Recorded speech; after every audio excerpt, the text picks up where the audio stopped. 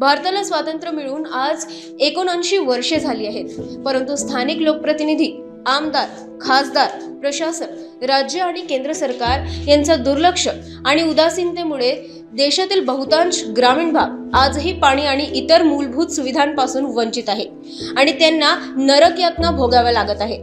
गडचिरोली जिल्ह्यातील सिरोंचा तालुक्यातल्या झिंगानूर गावातही अशीच परिस्थिती दिसून येते। उन्हाळ्याच्या दिवसात झिंगानूर गावातल्या जनतेला 1 किलोमीटर दुरून पाणी आणावे लागत असून झिंगानूर गावांमध्ये नागरिकांना पाण्यासाठी मोठा त्रास सहन करावा लागत आहे। इंद्रावती नदी अवघ्या 6 किलोमीटर अंतरावर असतानाही स्वच्छ पाणी उपलब्ध होत नाही।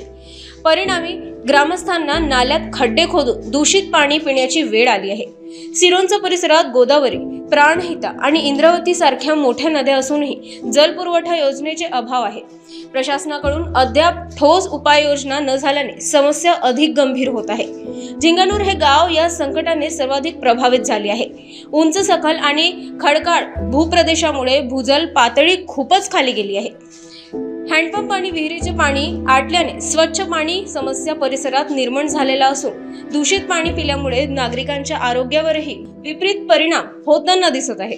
दरवर्षी निर्माण होणाऱ्या पाणी टंचाईवर कायमस्वरूपी उपाययोजना करावी अशी मागणी आणि कडकडीची विनंती स्थानिक नागरिकांनी देशाचे पंतप्रधान नरेंद्र मोदी, देवेंद्र फडणवीस, मुख्यमंत्री, महाराष्ट्र राज्य तथा पालकमंत्री गडचिरोली, आमदार, खासदार, जनप्रतिनिधी आणि प्रशासनाकडे केली आहे। नवराष्ट्र निर्माण न्यूज साठी जावेद अली, जिल्हा प्रतिनिधी, गडचिरोली।